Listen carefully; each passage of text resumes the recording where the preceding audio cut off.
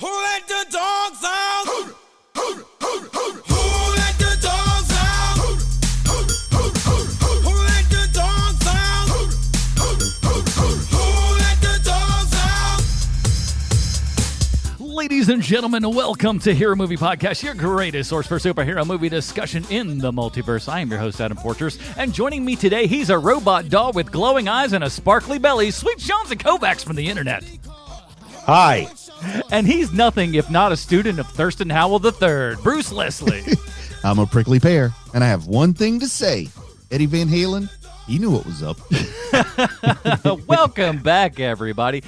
This week we're talking about Chomps. That's not just the name, it's an acronym. We'll talk about what that means in not too awful long. By the way, I was like, I need some dog songs for the opening of the show, opening and closing. It's some sort of dog thing involved with all of this. And I listened to this Baha Men. I had not listened. First of all, what year do you think that song came out? The same year that the Rugrats went to Paris. I'm going to guess 1990. No, it's like 98 at least. These are the things that I thought as well. I thought, like, this is either like a mid-90s thing or like at most 2000. The year 2000. Really? Who let the dogs out? Oh, I was like, what? The same, like, we are in a post Biggie and Tupac world when this song comes out. What? I think because I intermingle it with Whoop, There It Is. Oh, see, yeah, that's 1992, 93. That may be 91. That's real old. I remember elementary school for sure on that one. But we're talking about Chomps from 1979, and boy, oh boy, we have just a laundry list of, I don't want to say amazing people that are in this movie, but people that are in the movie, and some names you'll recognize, and sometimes you'll go, wasn't he on a thing I might have seen once at some point? But we'll talk all about that. But before we do want to say a big thank you to the people who support us over at patreon.com/H.O.M.P. Get a pre-show, get a post-show, get yourself a Dinger Zone. And in the Dinger Zone this week, we reviewed the Mario movie. Oh, what's that? Another review that you could get if you just supported this show at any particular amount, be it $1 and on up. I don't understand. You just must be nuts if you're not doing this. Plus, you get to vote on things, and we got that coming up right after next week. So it's exciting. I'm excited for all of the stuff that we got coming up, and you can find all that at patreon.com/HMP, or head on over to the iTunes there. Give us a 5-star review, a.k.a. Humdinger. Humdinger. And Spotify, wherever. Just tell somebody. Oh, and I don't mention this at the top of the show very often. But we're almost to like 10,000 subscribers on YouTube, and all I do is just upload this show in audio form. Nice. So if you so people listen to it on the internet, on YouTube and stuff. So if you don't get to your podcast device or something, or you're somewhere else that you do have access to YouTube, or somebody just goes, hey, here movie you can send them to YouTube if they're not one of these podcasting people. So that's an option for you out there. YouTube. Oh yeah. YouTube is and Nate, I got your email. I got people on it. See, and you get things like that. We're not even going to tell you what that's about, but we got there's inside stuff code. Going on it's here. Secret code between me and King Solomon's Frog. And it's none of your The business. walrus has entered the elevator. You got He's that right. going to floor 3. I've got people on it, Nate. Let's get into it, boys. I love this. Here is the trailer for Chomps. Ta-da! Brian, where's the new invention? I don't get it. Watch this. Brian, what are you doing? There you are. 3 years of hard work. A mechanical watchdog. Computerized, self-activating mobile crime deterrent. Unlike any watchdog that ever existed. Here he comes, and there he goes. Chomps, the world's greatest watchdog.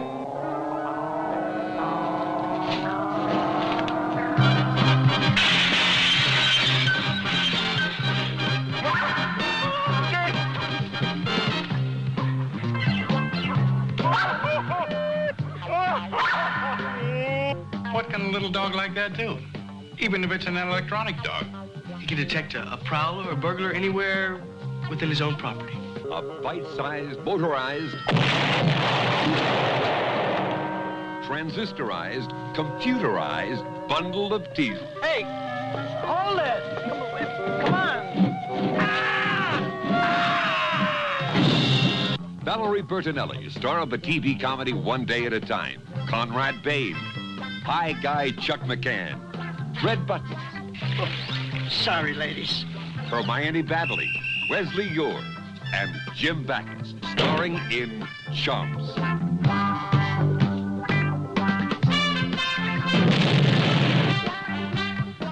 Turn him on, and he goes for your funny bone. A Shaggy Dog story from Hanna-Barbera and American International. Alrighty, that was the trailer for Chomps from 1979. You know what time it is. It's time for Bruce's Comic Book Connection. Oh, Bruce, what do you got for us this week? I don't know how you're going to pull this off. Hey, you can't have me watch a movie that combines Hanna-Barbera and a robot dog without discussing the most spectacular such combination that ever has or ever will occur, and that is one Dino-Mutt, the Dog Wonder. He was the star of his self-titled TV show that ran from 1976 to 1977. And it only had 20 episodes, but I've seen each one of them at least 100 times because there was no dynamic duo that could compete with Blue Falcon and Dino-Mutt for a young Bruce Leslie. Blue Falcon was like a somehow even more square version of Batman, while Dino-Mutt was a bionic version of Scooby-Doo. Having often been described myself as both square and robotic, I naturally connected with this IP. Now, some people might ask, was Dino-Mutt intentionally styled after Scooby-Doo? And I might answer, Dino-Mutt was originally broadcast as a half-hour segment of the Scooby-Doo Dino-Mutt Hour, and a quarter-hour segment of its later expanded form, Scooby's All-Star Laugh Olympics. It would later be rerun and syndicated on its own from 1978 on. The cast of the Scooby-Doo show appeared as recurring characters on Dino-Mutt, assisting the daring duo in cracking their crimes. So here is a more detailed description of Dino-Mutt. The metallic mutt employs a system of miniaturized transistors which allow him to extend his limbs or neck and use them to perform extraordinary feats. However, none of them ever work properly.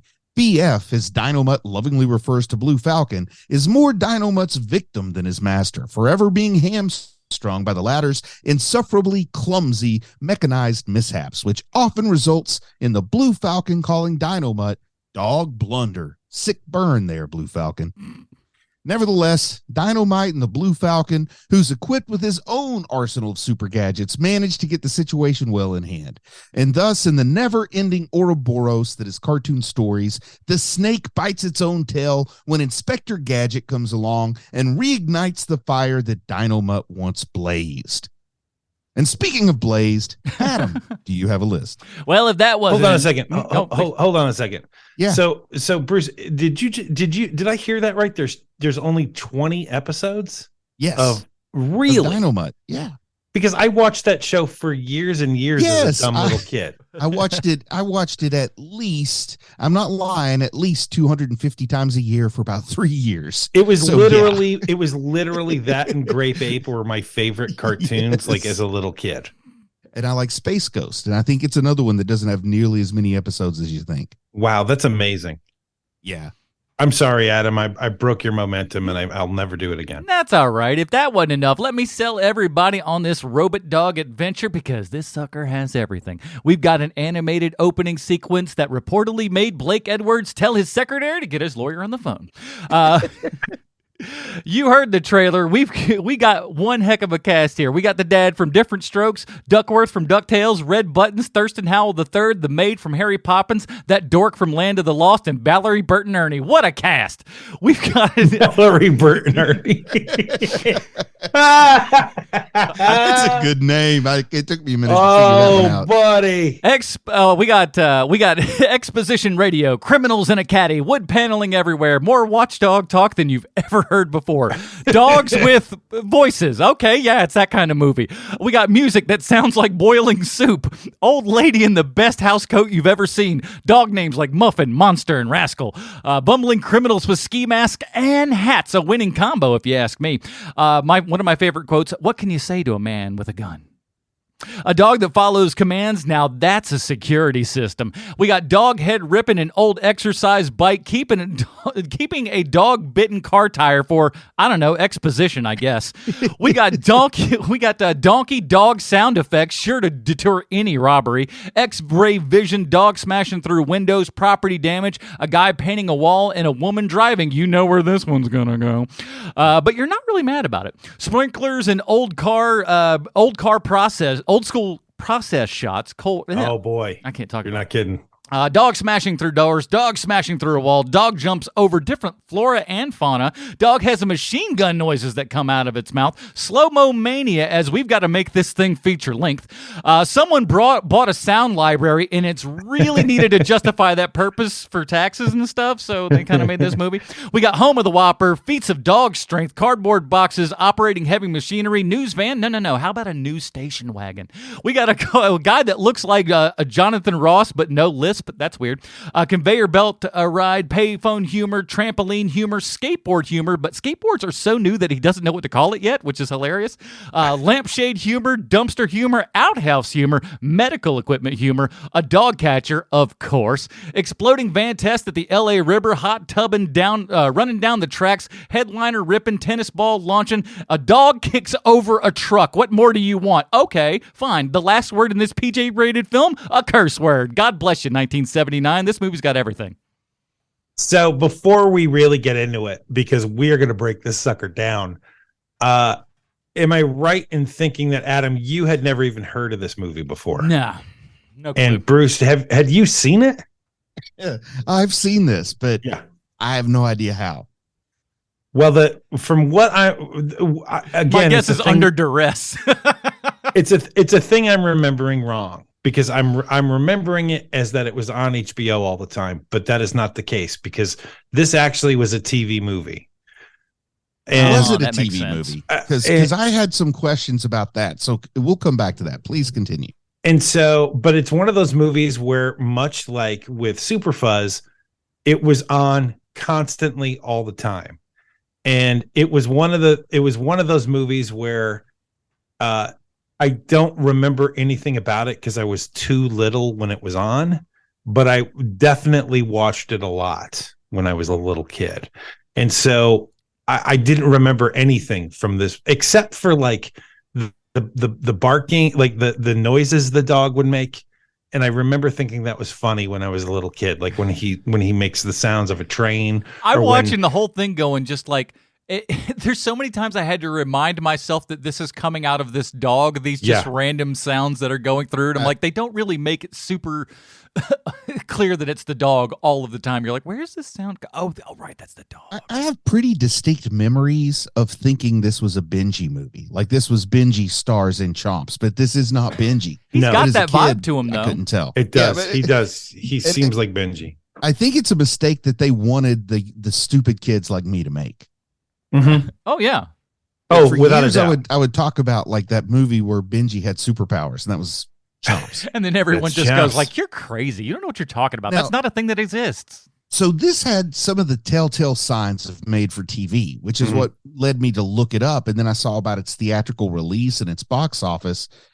So that had me confused because it's when I read about the release or the reception on Wikipedia, I mean, I didn't dig super deep, but it seemed to suggest this was a theatrical release, which shocked me. It might have been. It might have been one of those things where, like, because this is clearly something that where Hanna-Barbera was trying to like kind of break into the Disney live action stuff. Yeah. And so it wouldn't surprise me at all if there was a theatrical release. It doesn't do well, and so instead they repackage it as a TV movie. But some telltale signs that have me peg this as TV movie from a guy who still has memories of what TV movies were like in the late 70s, early 80s. But I mean, first off, it's formatted for a TV screen. Yep. I don't know what you call that format there. I'm sure 4:3. Adam does. Yeah, 4:3. And when you see the that opening sequence that's so remarkable, they've tried to make it panoramic on top of a 4:3, Okay, so you get that little tiny rectangle. So I can tell you this: that is what makes me go, this is a theatrical version, because that, if you put that in 4:3, the reason that you see it in widescreen there is because, like on the VHS, for example, you're playing on a 4:3 television back in 1982 when this thing came out on VHS. So they're like, okay, if we put that in 4:3, you're not going to see the left and right of all of this animation, and that's got all the names of the people in it. So we have to do that. And as was common practice back then, you would have the opening in the widescreen there. Bond films, for example. So do you think what we're seeing is a transfer of a TV transfer of a theatrical release? This is just either TV or VHS transfer of that, because it's just 4:3. Here's the other telltale sign, because you can't get this in widescreen in Blu-ray, if memory serves. Why didn't I do that? Only $20 on Amazon right now, everybody. But the other telltale sign is it has like stars from the popular TV shows on a particular channel, which unfortunately I kind of remember that I'm pretty sure Different Strokes and One Day at a Time were on the same network. So I'm sitting here thinking, and in 1979, both of those were successful shows. So I'm thinking we got Valerie Bertinelli from One Day at a Time. We got Mr. Drummond over here. We got somebody from Gilligan's Island. It has all the the casting that one would expect for the CBS movie of the week, when it was all a made for TV movie with their own stars that they would kind of promote to show during the summer when their regular shows were on hiatus. Yeah. Yeah. I mean, I think that's what it ended up being. But I think they tried to release this in theaters, but it was definitely out. How I saw it was on as a TV movie. Oh yeah, that would have definitely been how I would have seen it too. Or maybe at a drive-in if it was still showing like in 83, 84, but no, in 79, I wasn't going to see this in the theater. So let's get into it. Yeah. All right. So Chomps, or C.H.O.M.P.S, which stands for Canine Home Mobile Protection System. It was directed by Don Chaffee, who was mostly a TV director. But in 1963, he did direct Jason and the Argonauts. Chomps had beautiful movie too. Yeah. And one of those movies also where, the directors that we cite Jason and the Argonauts as one of their favorite movies. Like John Carpenter, Jason and the Argonauts is his favorite movie. Yeah. And for me, it's like an honorable mention of my all-time favorites because it's like the inspiration for so much of what I like. It's like, oh, Sam Raimi, you like this? No kidding. Yeah. Sam Raimi. Yeah. No kidding. So Chomps had 3 screenwriters. Those screenwriters are Dick Robbins, Dwayne Poole, and Joseph Barbera. And I'll give you one guess which one of the 3 wasn't pulling their weight. I'm going to say Barbera. If I'm a guess. And although if you're not on the cast of this movie, if you weren't one of the main stars of this movie, you're more than likely dead now. But not only is writer Dwayne Poole still alive, but he only just retired last year. Wow. That's what I call determination there. And he had been writing like a machine for the Hallmark Channel, where I'm not even kidding, he'd written 7 different scripts in 3 years, and his screenplays have names like "'Tis the Season to Be Merry" and a Very Vintage Christmas and Sugar Plum Twist. How old are we talking when he finally retired? I don't have any idea, but I'm going to guess that he's probably in his 70s is my guess. I was guessing more like 90. He was fairly, my guess is he was probably fairly young when he was brought into Hanna-Barbera, because as you know, when you start working at those at those animation shops, they bring you in so early. Now, I got to tell you that this show sends some mixed signals. Because number one, it really feels like they're trying to hopefully set up a Chomps TV show. Oh, without a doubt, at least a cartoon. Cartoon. Maybe a cartoon, but there's no way in the world if this became a series that One Day at a Time or different strokes are going to let go of those actors. You know what I mean? Because those are very successful shows in 1979. So that's what Different I'm saying. strokes doesn't. Different Strokes isn't on TV yet. Yeah, that's another. When did that premiere? 2 or 3 years, I think. Yeah, it's. Oh my goodness! I would have sworn it was. I would have sworn it was around back then. I apologize for the incorrect information. But still, when I see Conrad Bain, man, Mr. Drummond, time is a flat circle. I cannot conceive of him ever existing before he was Mr. Drummond. And he was in a lot of stuff. That guy was in. Conrad Bain was in a ton of stuff before he was Mr. Drummond. Like we need a pompous a-hole. Nobody's allowing you to call yourself Conrad if you're only in one thing, because that's a pretty pretentious name. He looks like a Conrad too, though, doesn't he? Yeah, he does. It's like and his middle name is Stafford, so there's no less pretentious option there. Lover. Just go by Bain. So as the movie opens, we see the old Orion logo, which shouldn't affect me nearly as much as it does, but it does. Please let me actually. Yeah. 1978. That's when we get our first season of The World Don't Move to the Beat of Just One Dream. Oh, 1978. Huh. Yes. Oh, wow. That feels so 80s to me. They must have just been replaying that so much because I watched that show as a kid, and I was born in '82. So I had to be at least like 6 or something before I remember, 5 or 6 to remember that show being there. They've been playing that forever.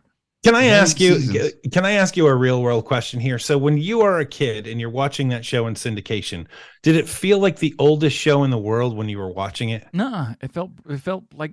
I don't know any different. Looks brand new. It was pretty modern. It felt like a modern show. As far as I'm aware, that's what. And again, I kind of grew up in a small town in the South, so like we were kind of behind the times on everything, anyways. So the reason why I ask you is because when I was a kid and they would show reruns of like Barney Miller or MASH, those seemed like the oldest shows in the world to me. But then again, like I watched, this is probably a couple years later, but like I watched like a boatload of Nick at Night and stuff, and like I never, like I loved all of that stuff. I think, honestly, Sean, I think somewhere around 83, 84, they actually caught up to what a cathode ray tube would do for definition. So like anything until we kind of made the move over to plasma TVs and HD TVs and stuff, I think it reached a point where it held up better, but we were kids before it got to that point. You know what I mean? See. Like when the technology was still emerging before it plateaued and had to be replaced. I do. So, I bet you that MASH looks great now if you're watching it. Yeah, and a lot of MASH was like actually shot on film. Oh, right. It all was. So if restored, it's going to look phenomenal. It's just a matter of how it got to us as the consumer at the time on our cathode ray tube. And me, I was still working with only black and white in my bedroom as late as like 1990. Your crummy rabbit ears and everything. It's like you had all of the things against you. Okay, so we see the Orion logo, which just 20 minutes into the show, we're at the Orion logo. Well, man, this is the problem when you start doing this. I mean, if I need to hyper jump, we can hyper jump through some stuff here. But and then we get the 2 minutes and 30 seconds of something that I thought was long extinct, which are animated opening credits. To say that these credits feel long, to say that these credits feel long is a disservice to the words long and feel. So Adam. Yeah. Let me describe a business idea I had when I was watching these credits. Okay.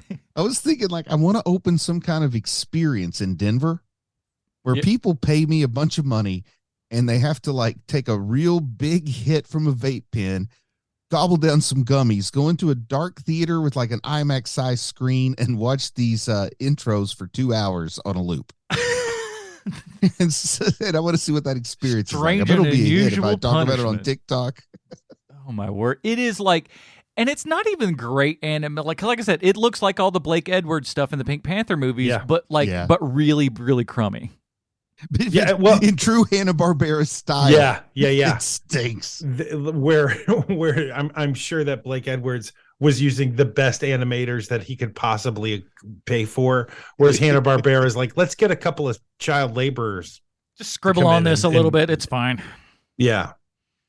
So our first scene starts the way any good movie starts, with a news broadcast. Laying it down. Nice and thick. A weird news broadcast. Let's get to it. And I'm not sure what was going on in the 70s or 80s, but why was everyone so afraid of people breaking into your home and murdering you while you were at home? Like constantly. It was so pervasive. Every time a television or radio is turned on, they're talking about people breaking into your house and killing you. Yes. But meanwhile, their actual depiction of criminals is so like low stakes. Yes. It's like so non-threatening. Yes. But at the same time, too, they aren't wrong because they are constantly going at these people as if they have some sort of vendetta almost against them. Yes. I would love to see that kind of movie. But yeah, they are constantly coming after. So the news report's not wrong.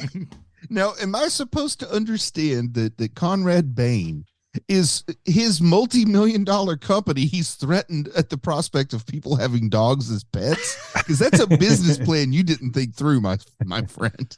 I love how it's called Norton Security. That made me so happy. Hey, we'll get to it. We'll get to it. Sorry. And so the newsman says the line, "At present, your home is not safe even when you are there." and he says, basically, you need a good watchdog that can alert you to your neighbors. And the camera pulls back to reveal that there's a little white fluffy dog sitting in a workshop somewhere, watching and seeming to understand the news broadcast. But what's this? Two white guys pull up in a black Cadillac, and you know they're bad guys because they're wearing black knit caps and hoodies. And the dog that's been watching TV immediately realizes that someone's trying to break in, and he jumps up, breaking the door down on top of our bad guy. And it's at this very moment in the opening scene of this movie that I realized we're watching a movie that was made for very young children, and I have unwittingly doomed us all by choosing to watch Chomps for the next hour. It was at this moment that I realized this movie is not John Wick 4. This is some other, oh boy. And there's something off about the dog. It's jumping too high. It's too strong for a dog that size. And then we see our main character, who looks exactly like the actor that played Greg Brady on the Brady Bunch, but isn't Greg Brady. Yeah. And he yells a number at the dog, and the dog stops attacking and stops barking immediately. 1979 is the reason there was once a hole in the ozone layer. We then cut to Norton Security Systems, where Mr. Drummond from Different Strokes is playing a corporate business suit type of guy, and he is unhappy. Turns out Mr. Drummond called an emergency meeting and someone hasn't showed up. And if there's one thing Mr. Drummond can't stand, it's having meetings delayed. And as he and his lackey named Ken are waiting, they're watching a totally different news broadcast, but it's also talking about how criminals want to break into your home and murder you. That's my favorite. I love it so much because it was just like, this is clearly such a pervasive problem that everyone is talking about it, not just Channel 6. No, they're all talking about it. That's why a small town security company is worth $5 million in 1979. At the same time, too, when he gets to that $5 million valuation, I'm just like, that is a nothing company. What are you were not that big a hoax guy in there. All joking aside, this is the era that gave us Death Wish and 10 Till Midnight. So, you know. So every channel in this movie just keeps talking about the crime that's loose in this. I mean, let's call a spade here. This incredibly nice small California town that for some reason has criminals that behave like Batman has just died in Gotham. And the news makes Mr. Drummond so upset that he picks up the world's largest TV remote and shuts off the TV. Okay, guys. If it's okay, I just want to say, imagine you got some dirty work that needs to be done, and you got to hire some guys that need to get their hands dirty. Now, I imagine nowadays you go to the dark web or something, but back then, I guess you put out some whispers in the kind of roadhouses and juke joints that ne'er-do-wells would go around. And then when people answer the call, and let's just say you get applications, how bad do the applicants have to be that Red Buttons gets the gig? Well, we're getting there. We're going to get there. We're going to get there. I promise you. Okay. Red Buttons hasn't shown up yet. We then cut back to Greg Brady's brother, who leaves his dog that we now know is named Rascal home alone. And we get to the most mystifying part of this movie for me, because there's a giant black dog that lives next to Greg Brady's brother's house. And that dog is named Monster. So Monster walks up to our hero's house where Rascal is enjoying a bone, and we hear a voice say, "Hand over that bone, turkey." And Monster starts barking at Rascal, which makes Rascal pick up his bone and run away. So my question is this. What is happening here? Can other dogs hear Monster, or are we just hearing Monster's thoughts? Because humans don't ever answer Monster back, and it's not like any other dogs in the movie are speaking. No. It's just Monster. And at the same time, too, the Monster voice also, like, he makes Sam Elliott sound like Orson Welles. Yes. It's so bad. Do you guys remember when being called a turkey was actually something you might fight over? I think 1979 was the last year you were able to do that legally. I think I remember me and my brother getting mad at each other and calling each other turkeys. And like it wasn't like a joke. That would have been later than 1979. It's a Kentucky version of Silly Goose. All right, you've convinced me. I'm going to start calling everybody turkey. Hey, listen up there, It's like turkey. it was like if you like calling somebody a chicken. Like you call somebody a chicken now, I don't know. They're like, what you like Back to the Future too, I guess. But like back when I was a kid, calling somebody a chicken was a legit insult that they had to respond to. And if they countered with calling you a turkey, that's even worse than a chicken. You can't come back from that. You can come back from being called a chicken. I slept with your mother. Anyway, I remember when like if somebody called me a turkey now, I would slow down and say, you've been overdosing on like Good Times or something lately. That's exactly why I'm going to use it, for that reason alone. That reason alone. We'll have at it, man. I'm going to start whenever I'm excited by something, I'm going to start saying dynamite. You have to do it until somebody calls you Huggy Bear. I rest my case, Justice Walker. So Rascal barely escapes Monster with his life by going through the doggy door because Monster can't fit through. And Rascal taunts Monster by holding the bone right in front of his face, just out of reach.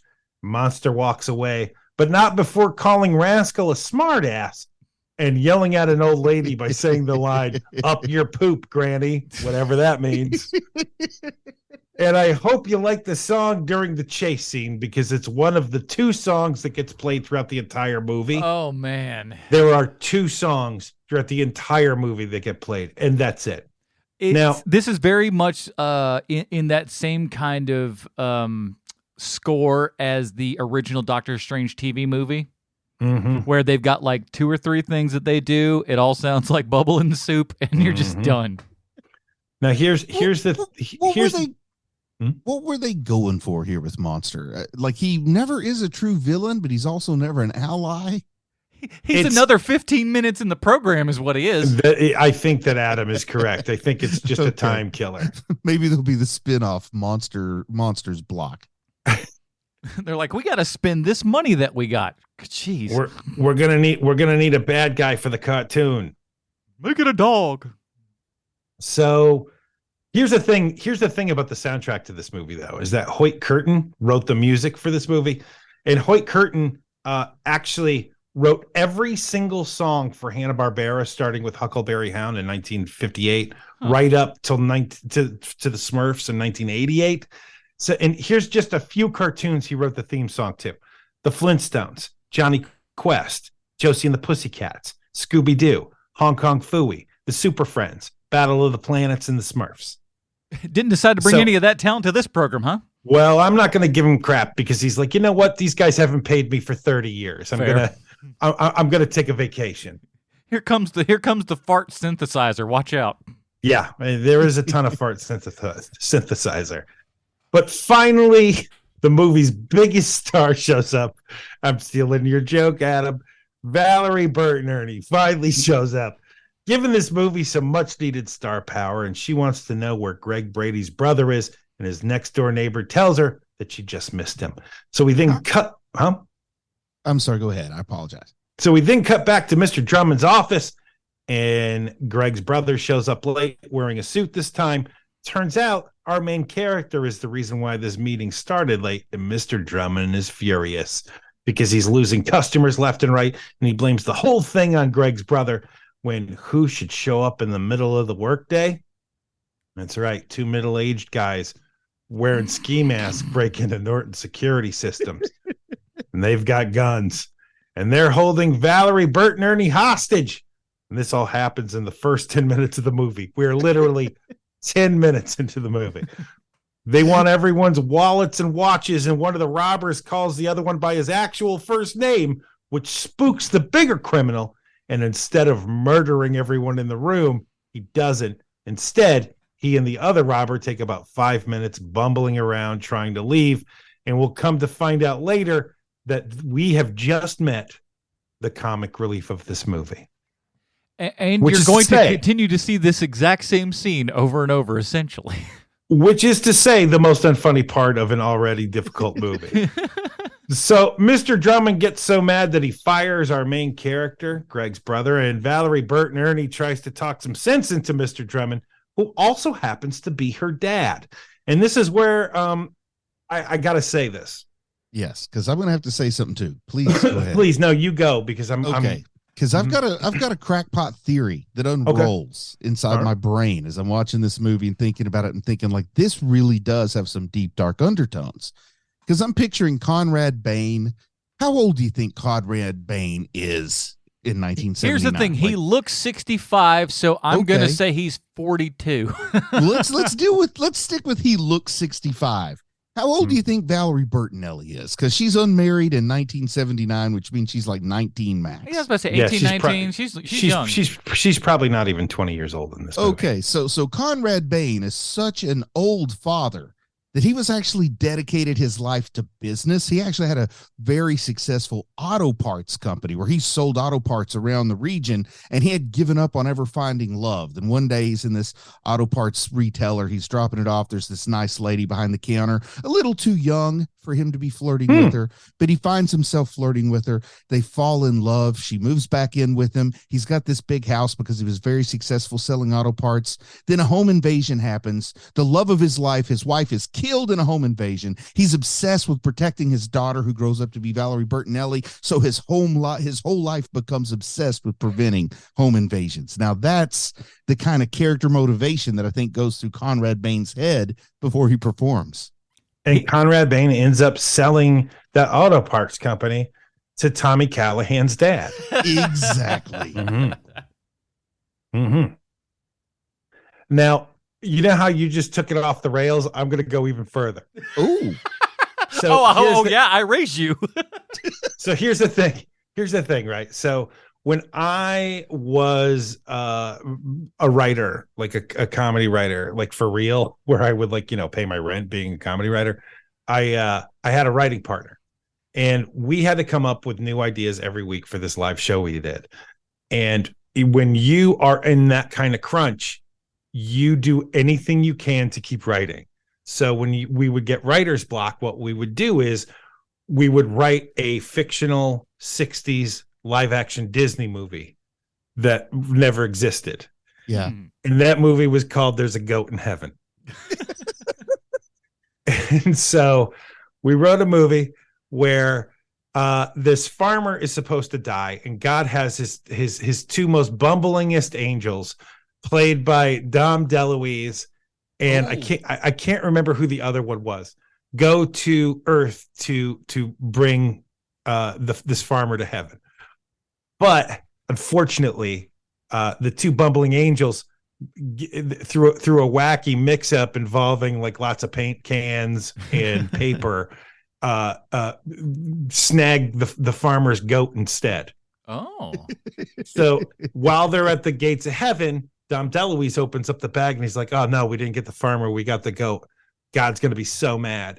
And then God, who we always argued over who was gonna play God in the movie. Like there was always like a back and forth on who should play it. Like I think that I wanted Charlton Heston because I wanted a serious actor to play God. I'm more of a Mel Brooks is who I was voting for. So, but Mel Brooks in a Disney movie. Anyway, Johnny Wahlberg is God. Dude, we're talking the 60s. We're talking 1960s. So Larry McMurtry or whatever. Oh yeah. My Three Sons. Yeah, that's good. Yeah. So this is where I'm going to end it, because this is the best place to end it. Is that Dom DeLuise is like, "Oh God, we're so sorry. We really screwed up. We know we were trying to get that farmer, and we didn't. We ended up not getting the farmer." And God says, "Well, that's fine. As long as there isn't a goat in heaven, we'll be just fine. Boing. And so for the next hour, Dom DeLuise and his partner have to hide this goat from God the entire movie. And there's a goat in heaven. You remember? I'd pay $5. Maybe late 80s to early 90s. There was like the British comedy movie Nuns on the Run. Oh yeah. Who was that duo? It was Eric Idle and Robbie Coltrane. Okay, because I could see Eric Idle. I knew it was like Monty Python roots or something, but I could see those two as the angels in this movie. Perfect. Yeah. Perfect. So sorry I took us so off the rails, guys. We cut to outside Norton Security Systems, and Valerie Burt Ernie is being followed by her dad's lackey named Ken, who says he'll try to talk some sense into Mr. Drummond. But then he hits on her, letting you, the audience, know that Ken is going to be a bad guy. And keep in mind, we're not even 15 minutes into this movie yet. I like it. I like it when it's as subtle as professional wrestling. I really want to know who to cheer for. Well, you got it, mister. We then cut back to our main character's house, which so far we've only seen his workshop, literally not a single other part of his house. And Greg Brady's brother is picking up crap he left lying around his work desk, and he's probably thinking about how much he wishes he was like his idol, the father from the movie Gremlins, when Valerie Burt Ernie walks in, and we find out that she and Greg Brady's brother are about to get married, and he knows her. He shows her the new security system he's working on, and we already know what that is because we're watching a movie called Chomps, which is a movie about a robot dog that saves the world. So it's not like it's a massive reveal when Chomps turns out to be a robot dog that saves the world. And our main character has made it look exactly like his real life dog, which sounds like a real smart plan. Well, you know that's not going to come up later in any way. Mm-mm. I'll tell you what, though, the scene when they had the two identical dogs standing next to each other, I was impressed because in 1979, on their budget, they had to go find two identical dogs. They did. Good for them. They did. We then cut back to Mr. Drummond in his office, and he's all like, business, business, business. And his dirtbag lackey, Ken, is all like, you're absolutely right, boss. Business, business, business, boss. And then the phone rings, and we're introduced to the best part of this movie, Mr. Drummond's main competition, Mr. Gibbs, played by none other than Thurston Howell III himself, Jim Backus. Oh, it's so good. Or Mr. Magoo for those who like people with eye maladies. That's right. And when we first see him, he's wearing a green velvet tracksuit while smoking a cigar, working on an exercise bike. That's me in 3 years, people count down. Now, to say that this man is bringing the thunder is an understatement. Oh, it's so good. It's so good. And we learn that Mr. Howell is trying to buy out Mr. Drummond's security company, which makes Mr. Drummond red hot. And he says, I've got a revolutionary new security system that's going to put you out of business. And Thurston Howell totally takes him down by saying, sounds like you stopped making security systems and started making cock and bull stories. Oh, looks like Mr. Drummond's going to need some salve on that sick bird. We cut back to Greg Brady's brother's workshop, and we learn that he's been trying to make all different types of dog species robots, but the only one he can make work is the kind that's exactly like his dog. I love it that the other ones don't take. Yeah, for some reason. It's the shape of the casing that's the problem and not the programming. Because that would be the only difference, right? Because he says the Doberman kept chasing cars and catching them. So right. Did he just need it smaller so that when it caught the cars, it couldn't bite the tire? maybe it's one of those things where like, oh no, the dog now rules us. This robot dog now rules us, like that kind of thing. Yeah, and kind of the trivia. The trivia on Wikipedia said that originally they were going to do a Doberman, which is kind of probably why they had the handy Doberman prop around to use. Because they already made it. And there was, you want to talk about there's a movie where a guy trains Dobermans to rob a bank. I think I remember that from my childhood, man. I think it's is it are they? I forget which dogs they are, but yeah, there's a movie about these dogs that are trained to rob banks. It's great. It seems like different eras have their different dogs that everybody's afraid of. It's true. Irrationally. And I think that we were Doberman kids, right? Like weren't Dobermans the scary breed back around the time we were kids? Definitely. I had an aunt and uncle that had 2 Dobermans, and they had to keep them in the other room because I was such a sucky baby that I would just look at them and start crying. Yeah, same here. What about Rottweilers? Where are you on those? Those come later. Those, yeah, Yes, I felt like that was the later. 90s kind of thing. They come later, and they sort of like pit bulls made a brief appearance, then Rottweilers came, and the Rotties took their thunder, and then pit bulls came back in again, a major way, and they've been Yeah. sticking around. Well, they kept biting kids' faces off. Well, and, that'll do that it. happens. You get your names in the headline a little bit more. It's not necessarily always for true. good, but hey, So outside of Greg Brady's brother's shop are 2 middle-aged robbers that are like the Wet Bandits, except not funny. And they're trying to steal whatever it is that Greg Brady's brother is working on. Only Chomps gets activated and immediately takes off after the sweaty, unfunny middle-aged men. And I forgot to mention that throughout the movie, Chomps makes noises like machine guns and a lion's roar and a freight train. And I got to tell you, to my 6-year-old brain, it was the height of comedy. But as an adult, it's just a loud movie. This movie's on the Honey, I Shrunk the Kids side of loud, which is, to this day, the loudest, noisiest movie ever made. It's like, let's have kids just screaming for 90 minutes. That'll do. It's literally kids just screaming for 90 minutes, that movie. Man, I'm so stressed out. I've been working all day at this daycare. I want to relax with a little Rick Moranis movie. I'll be back later, honey. So Chomp scares the 2 unfunny men away, and a lady blows a dog whistle that makes Chomps goes crazy, and he starts running around, and they chase Chomps down the road, and Valerie Burton Ernie's sweet white Fiat. And Chomps causes a bunch of things to happen, like a guy painting a wall spills a bucket of paint on himself, and he causes multiple car crashes. And when you think the pandemonium is never going to end, a cop blows his whistle, which causes Chomps to stop flipping out. And Greg's brother and Valerie Burton Ernie find him, and as soon as Chomps gets in that Fiat, the Fiat is then transported to a green screen on a soundstage. Well, a projector screen with another projector showing up on the...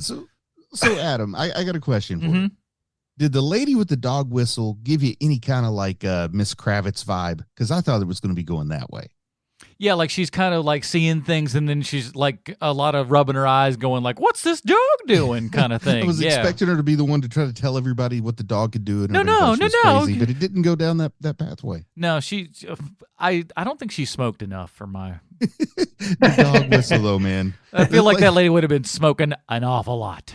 Once again, I like it that because the robot is shaped like a dog, it thus has a lot of dog traits, like responding to a dog whistle. Yeah, and there's so many programming things within this to where, and it's not like he like doesn't get the dog back, and like the dog is almost in his possession the entire time for the most part. Why at any point does he never change? Like, I mean, we see him kind of show off the insides of the dog, but never change any programming or anything. Odd. It's true. He's never working on it. Nah, he's just like, hey, check out all the guts, and you're like, okay, that's cool. Do you want to like make him not do the stupid crap he's been doing for the last 3-4 days here? It's like, no. Let's put that head back on. Let me ask you a question here. If you've got a little of alone time with Valerie Bertinelli, are you really going to be working on your fake robot dog? That's fair. Sadly, yes.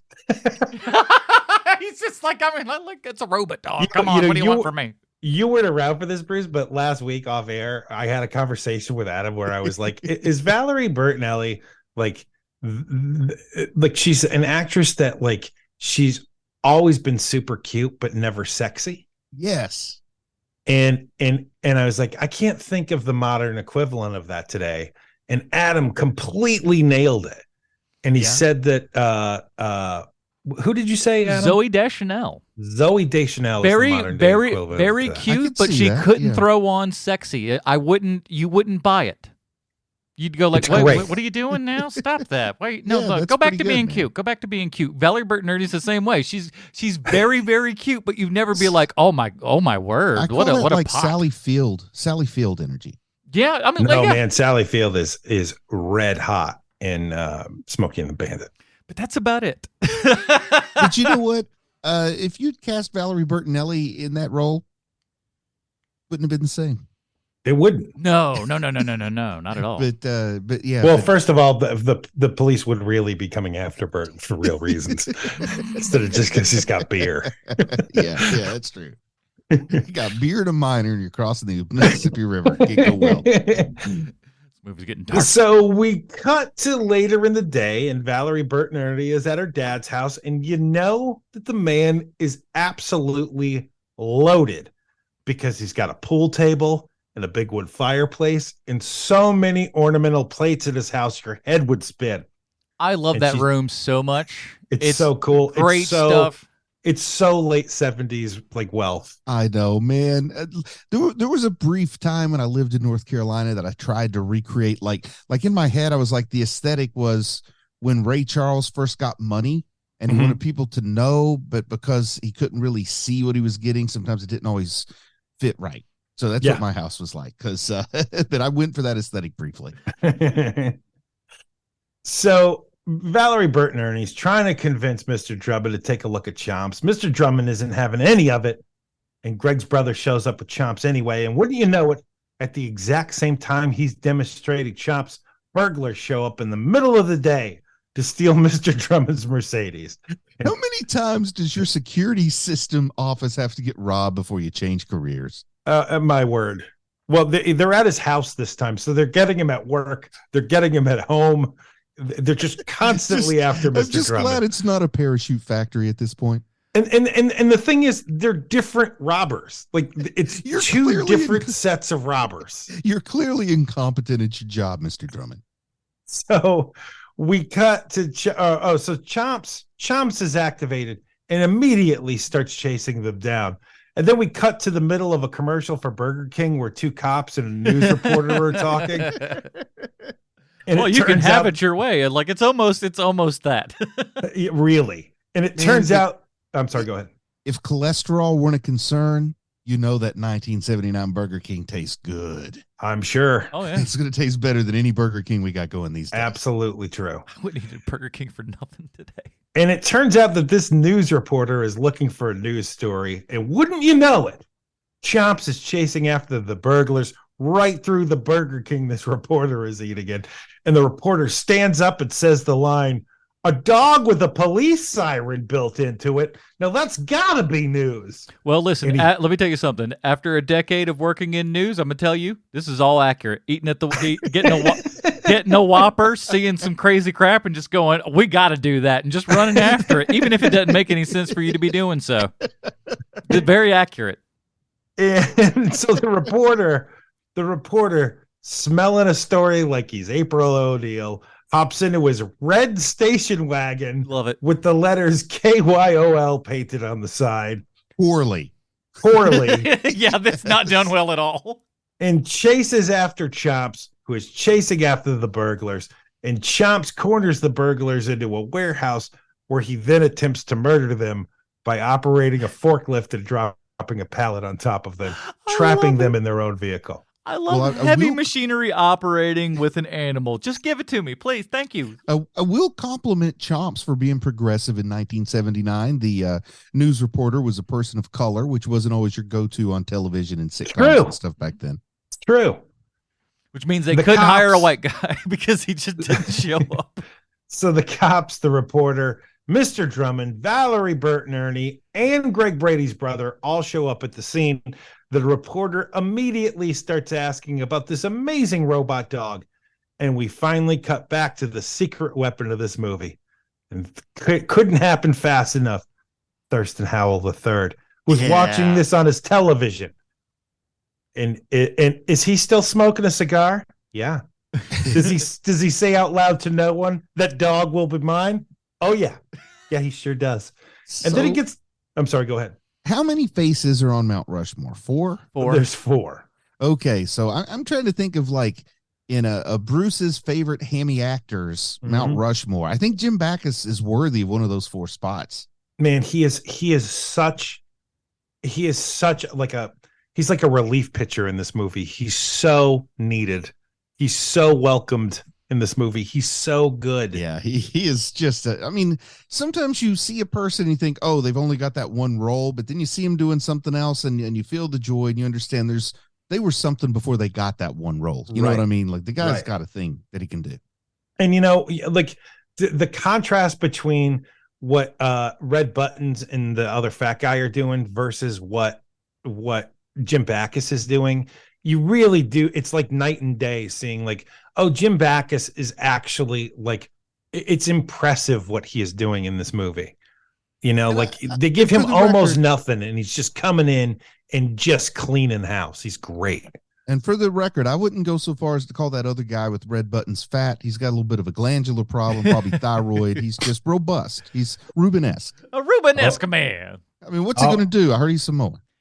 He was if you IMDb him, like he was probably a voiceover in 8 billion things that you heard. Yeah, man. He was a huge voiceover guy. He was in literally everything. He basically played this role quite a bit on like TV movies and stuff, if I remember correctly. Like he was a familiar that guy. Yeah, he's that rare case where he did both acting and voiceover work. I had this during that time anyway. Yeah, and I had this like mind-blowing moment when I was watching this, which is like, if I were the kind of guy to I don't know, to like kind of trip out over a strange thought, but I started watching this thinking like, man, is it possible that the villains on Chomps were the blueprint for the Wet Bandits? Like, was John Hughes a big fan of Chomps? I got to know the answer to that. Well, I think that because it's just so stock and trade, like the two bumbling burglars, like, I mean, you pick a Disney movie, there's two bumbling burglars in it. That's true. I mean, when I told you about the there's a goat in heaven, like, writing that screenplay, like you can pull from a million different Disney movies because they're all there, but so like, I'm sure that's what it is, because it's, it's not like Hanna-Barbera has an original idea. It's no Ernest Scared Stupid. Definitely not. Jim Varney is a national treasure, and I won't hear otherwise. But Conrad Bain's just too East Coast to work in a West Coast movie like this. Man, don't get me started with that rivalry. So Thurston Howell III gets a call from Ken the lackey, and they both come up with a plan to steal Chomps. And I'm going to fast forward through a bunch of stuff here because it's just the same thing over and over again. Dogs chasing things chasing dogs. It just keeps happening over and over again. Slow motion. Honestly, I haven't seen so much slow motion since this is like, and the movies could not be more polar opposite. But for whatever reason, they made me think of the same thing because it felt like they used slow motion to just kind of pad time and everything. But this is, they call her One Eye or Thriller a Cruel Picture. It's literally just, it's almost pornography with a movie wrapped around it. It is, it's a revenge film though. It's a revenge film. But it's that same stupid idea here. It's bad. Yeah. So we did. Yes. Hold on a second. Okay. Right. So we get to the third act. We finally get to the third act of this movie. And Norton Security, we learn that Norton Security is about to merge with Park Systems. Can you believe it? It's a really big deal. How big the deal is it? They have their own proving grounds like they're the military. Ooh. And as long as Chomps performs the tests well, Mr. Drummond is going to make a whole lot of money. But Chomps gets caught by the dog catcher, and Mr. Drummond takes the wrong dog to the proving grounds instead of Chomps. So impatient. All you got to do. Shouldn't there be a way to check? Like, shouldn't you at least be able to rub the fur or something? No. There is that moment where he goes in, where he takes Chomps out at the base there, and he goes, "Good boy," and rubs him and stuff. And I'm like, at that moment, you should have gone, "Oh, this is a real dog and not a robot." This dog is warm, not cold. Like exactly. A robot. This is a Also- warm, slobbering dog. Never to mention, like, whose idea was it to transport a robot dog in a live dog carrier anyway? Like, it should be in a padded suitcase or something, you know? By the Right, way, exactly. I love this like 19 Iron Man suit. Exactly, and it wouldn't be the kind of thing a actual living dog would ever go into willingly. Yes, the only time that you ever see a crate like that, this 1979 dog crate, is now you put like hunting dogs in that in the back of a truck. That's the only other time that you see that. But that right now in 1979, that's the only dog carrier you got. Cutting edge dog transport technology. It looks That's like Hollywood. it weighs a good jillion pounds. Yeah, back where I lived, we were still making our own cages out of twigs if we wanted to take our dog somewhere.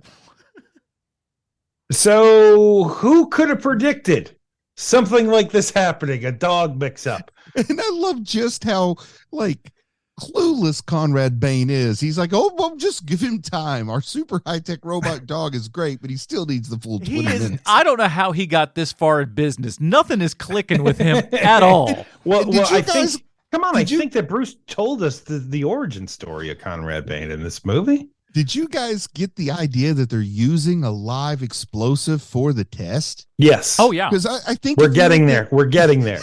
We're getting there. I Pray promise. continue. So Chomps ends up busting out of the back of the dog catcher's truck.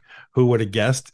And makes it back to Greg Brady's brother's house and Valerie Burton. Ernie, and Two Greg seconds. Brady's- 2 seconds. Yes, Because sir. I want to talk about that dog catching truck. On what planet are you a dog catcher and you catch, we'll say, 20 dogs and put them all in the same cart together and just ride? Do you just ride around picking up dogs, throwing them in with the rest of the dogs in a paddy wagon style? Yeah, That does yeah. not work. I am sorry. I gotta No, be sir. honest. The media I consumed with as a child led me to believe there'd be way more catching of dogs by public officials than there actually are in any town I've ever lived in. Especially with nets. Yeah, big nets. So Valerie Burton, Ernie, and Greg Brady's brother figure out that the wrong dog is down at the proving grounds. So we cut to the proving grounds and we find out that the test. We found out that the test. There's actually 6 military vehicles lined up like a swim meet, and they are each going to hit a landmine, but only one is live ammo. And Chomps needs to figure out which landmine is real. Why is why? Don't the stakes seem a little too high? Don't they? If a technology's this new, how about we just practice with Dummy find rounds. the spongy ball? Let's start small. Yeah, put a sticker on the bottom of one of them. Do what Boston Dynamics does with their robot dogs. Yes. Oh, crazy. So we cut back to Norton Security Systems offices where Ken the lackey and the two I gotta slow you unfun. down. I'm so sorry. I just thought like the same people that are doing this proving grounds are like, we just invented the first self-driving car. Hope it works. And they drop it. in, Put like, women the and children Beltway on the DC. tarmac to see if it misses him. Self-driving school bus to the airport. So we cut back to Norton Security Systems offices where Ken the lackey and the 2 unfunniest men in America for the year 1979 show up, and they're going to steal the plans for Chomps from the safe while Chomps is over at the proving grounds. We then cut back to the proving grounds where the real dog Rascal is running around on the tarmac at the proving grounds. And if you don't find that little dog running around on that giant tarmac cute when it's the overhead shot, then you are dead inside. Valerie Burton, Ernie, and Greg Brady's brother have Chomps, and they're trying to make it to the proving grounds in time. And we keep cutting back and forth between these 3 scenes. We're running out of time on the proving grounds. 2 unfunniest men in America are trying to break open the safe at Norton Security. Valerie Burton, Ernie, and Greg's brother trying to get to the proving grounds on time. And at the very last second, Chomp saves the world by grabbing the live mine and tossing it into an outhouse just off site that Mr. Howell is using for some reason. I love that there's an outhouse and it is the old style, like if you haven't seen this movie, the Shrek style outhouse with the moon on it and everything. It is that Yes. old school outhouse and everything. And, Yes. and Bacchus is in there dropping a deuce. Why? Yes, I have no Why? idea. Where did No this even idea. No come explanation whatsoever. from? He just shows up and it's just like, oh, I'm sorry, I just happen to be pooping outside idea, randomly too. by whatever the heck's going on out here. He said he was going to make it his business to be there, so I thought he was just spying on him from inside the outhouse. I think that was the plan. Yes. Okay. Yeah, that makes sense. And you could look out that little moon hole. Exactly. So Who's going near one of those things? We've got money for live landmines and armored personnel carriers, but no money for plumbing. but only an outhouse for you. Yeah. So the bomb blows up, and it blows up Jim Backus like he's Daffy Duck in a Merry Melody So short. good. He's practically smoking.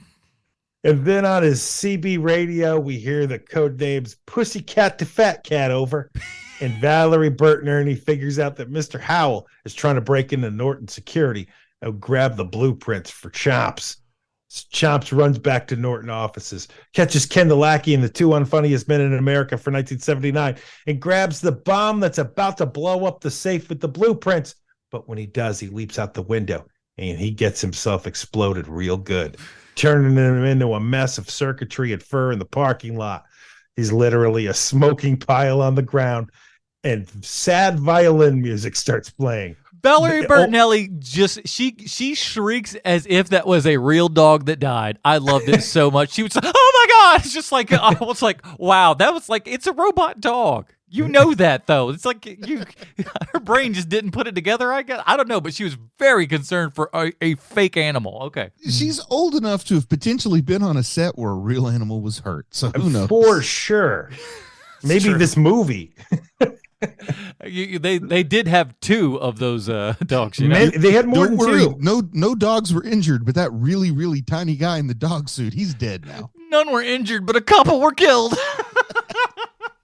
You think all hope is lost when, like a miracle brought down from our Lord and Savior Elon Musk, Chomp's eyes light up and his tail starts wagging. There is still a spark in Chomps. And we cut to what I imagine to be 5 years later.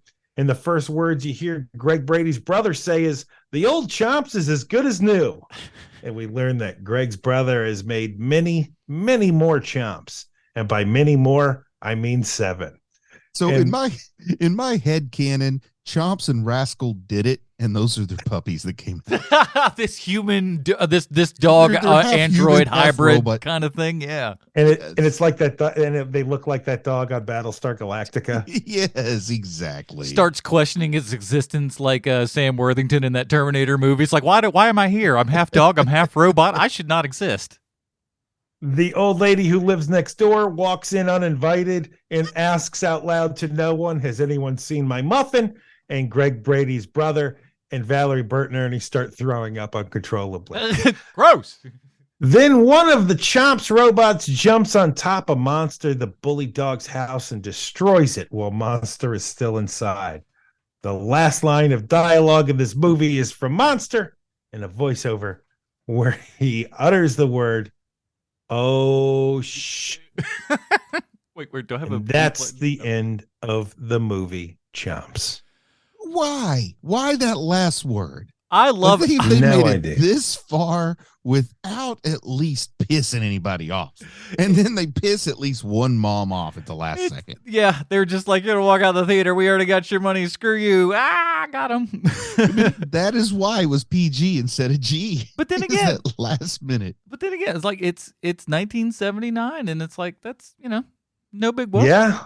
You- Yeah, I you're mean, okay. you look at something like the Bad News Bears. I mean, there's that one scene where the kid just goes off for about 5 minutes cursing. And But that's the thing is usually if you're gonna get the rating, whether you say it once or every sentence. That's kind of how it worked back then. oh, you're right. Here's Barbarella. so She's it's topless at the weird. top of the film. PG. It's weird that they have the PG moment at the very end of the movie. That's all I'm going to say. Is usually you either roll into it back then, and the thing is, look, we got a bunch of cussing dogs. That's our thing. Like I went to more than one movie where the whole shtick was a bunch of little kids cuss. Yeah. That was the original Bad News Bears. That was Six Pack. You guys remember Six Pack? I yeah. do. I do. Oh man, Burt and I'm Reynolds. not talking about Power Pack. I'm talking about Six Pack. The only other pack he enjoys more, or I don't know. I don't want to speak. Yeah, they're for both your- good. They're both good. But This dog is fantastic. I love when it just exploded. It's so good. But I love the edit of all the dogs coming out. It is so Yeah. bad. It is like, Yeah. here's the same footage again, and the same footage again, and the same footage again, and the same footage. But to their credit, like, dude was leaning up against a door correctly in both shots and everything. The continuity was decent, and I was like, wow, okay, good for you. Movie that hasn't shown me a lot of the, competency, but you did there, so good. I'm surprised they didn't do the thing where the dog just walks in a circle and the camera angle makes it look like an evenly paced dog keeps coming out. You're not wrong. But they didn't do that. They did what Adam described there with the cuts. They were like, nope, we're just going to continue. But like, it was never more than one dog that would come out of the thing. And you're like, this is so easily edited. You could just keep it going. Why don't you should know this. Eisenstein, where you were at a point. This is 1979. You know what I'm saying? You're like, come on. You should know how movies work at this point. Not if you're Don Chafee. Well, you should at this point also know that no matter what we do around here at H.O.M.P., we have to find out how this film relates back 1-to-1 with Sylvester Stallone. Why, thank you, Adam. I have a prepared statement. Oh. Buongiorno, Mr. Stallone. This one was fairly easy this week because the Stallone connection isn't a person, but instead a production company. Orion Pictures, to be exact. They produced the movie Chomps, and they also produced your best movie, in my opinion, First Blood. Orion Pictures was originally founded in 1978 when 5 executives over at United Artists were tired of their boss and started Orion Pictures. They say they got the name Orion because the constellation only has 5 stars, but that is totally wrong. And I'm guessing the story is a front to hide how they actually came up with the name. There's probably drugs involved. Who knows? But they had a promise, this new company. And that promise, complete creative autonomy. In their first year, they signed Travolta, Streisand, Burt Reynolds, and everything's coming up Milhouse. But out of the 23 films Orion released between April 1979 and December 1981, only 3 of them made a profit. And Orion executives were conflicted over financing big budgeted films, and they ended up passing on a movie called Raiders of the Lost Ark. Oops. For that very reason. Now, I'm not claiming to be a financial genius. I'm not your Warren Buffett. I'm not your Scrooge McDuck. But even I know that if you haven't turned profits on more than 90% of your movies, and you're the dude who passed on getting in on some of that Indiana Jones money, you're not going to be a producer for very long. And it just keeps getting worse. Sure, there's a few hits like the Rambo franchise, but for every Rambo First Blood Part 2, there are 5 desperately seeking Susans. Eventually, Orion would end up going into bankruptcy and being bought by MGM, which had also bought UA 20 years previous. Mm-hmm. Was every movie Orion released amazing? Hell no. Far from it. But they also weren't putting out cookie cutter crap either. They take a chance on a movie called Remo Williams' The Adventure Begins, but unfortunately, the adventure ended pretty quick. They also produced RoboCop, but they also produced RoboCop 2 and 3. Recently, MGM has been acquired by Amazon, like all things do eventually, like the planet Mars and this podcast and your mom. And that's it. That's the Stallone connection this week. Stallone is everywhere. And this week, you were even a small part in the making of the movie Chomps. I hope to hear from you soon, Mr. Stallone. Your pal, Sweet Chauncey from the internet. Well, it is that time. Here at Hero Movie Podcast, we have our own patented Robin rating system. Bruce, where does Chomps from 1979 fall in the Robin rating system for you? I love my kitties. I'm more of a cat person. Dogs, not so much. And this dog looks this dog looks a little bit like my dog. Kinda. Which really made it tough for me to sit through this. It's bigger than your dog though, so you got that. Different color.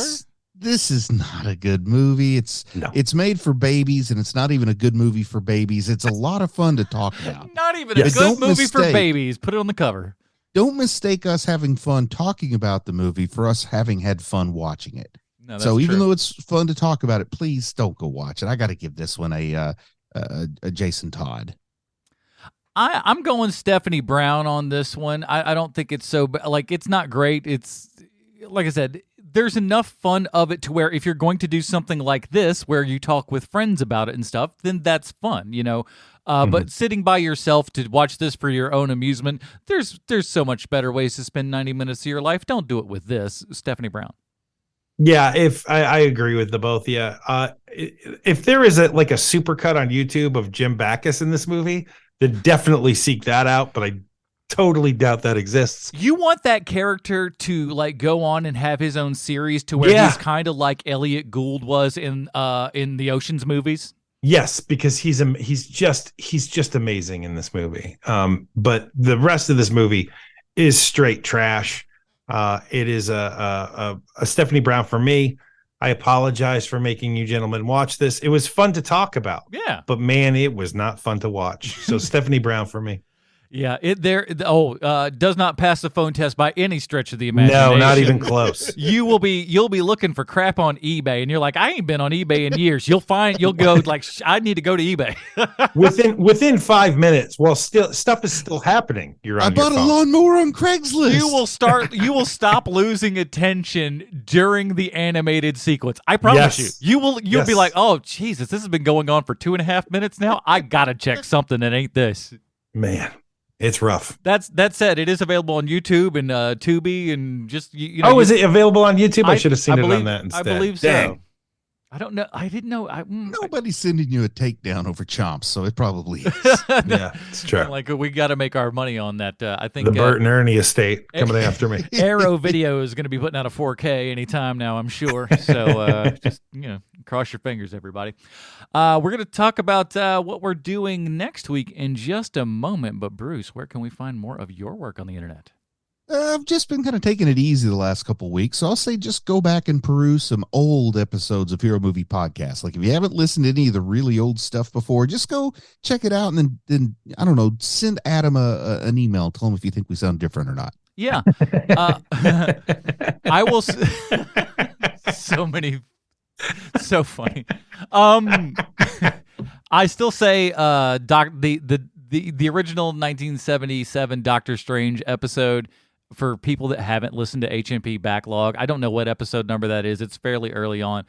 It's still, to me, that was like when I knew that this show we're gonna continue doing this show for a long time. Was that episode? I was like, it's too fun to do this stupid crap and just laugh as hard as we did that episode. And that's when I knew that we'd be doing this for a minute after that show. So that's why I always point people back at. Sean, what else we got? Is there something else going on? We do have something else going on. It's called The Mandalorian 30 Questions. It's a podcast where each week we ask 30 questions of the newest episode of The Mandalorian. And this week is no exception. We are going to be asking 30 questions of episode 7, The Spies. And a lot of stuff happened in that episode. So we finally got some good stuff to talk about. And then we only have one episode left. So who knows how this thing goes? So I'm sure there'll be some questions about all of that stuff. As we've been kind of doing here, we've been, this week, Sean picked Chomps. Last week, I had Smoking Causes Coughing, which leaves us now to Bruce. Bruce, what is your choice for next week's film? I want us to watch Shrunken Heads. I think we're going to have a lot of fun with Shrunken Heads. Shrunken Heads, that comes from the Full Moon, folks. So a little. Do we know where we can see that? I'm certain that I watched it streaming for free with ads. So whether that's Freevee or if that's Tubi, I can't quite remember. But yeah, it's on one of those sites where you can stream it for free with ads. I'm pretty sure. Or if you're a cultured swine like myself, you already are part of the Full Moon streaming network, and you can stream it on theirs along with all of the other Full Moon products that are all of the highest quality for your. And I bet you can purchase pleasure. it for less than $6.99 if you wanted to rent it somewhere. Yeah.